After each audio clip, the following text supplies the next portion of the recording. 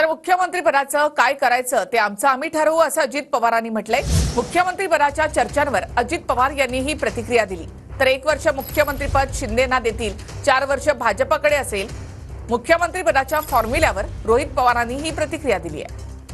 मुख्यमंत्री दादा व्हावेत ही माझी अपेक्षा किंवा माझी इच्छा म्हणण्यापेक्षा जनतेची इच्छा आहे।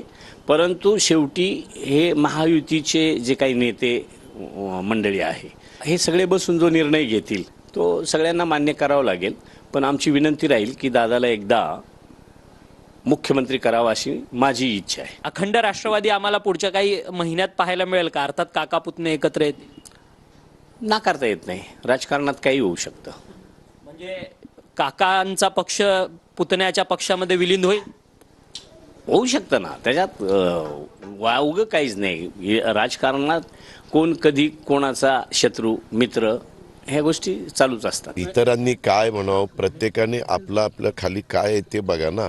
आमचं कशाला काळजी करता? आमची काळजी करायला आम्ही सर्व आमदार, आमचं महाविकास महायुती आणि माझ्या पक्षाच्या बरोबर असणारे सगळे आमचे नेतेगण कार्यकर्ते खंबीर आहेत। 1 वर्ष एकनाथ शिंदे साहेबांना देतील आणि नंतर 4चे 4 वर्ष हे भाजप ठेवेल।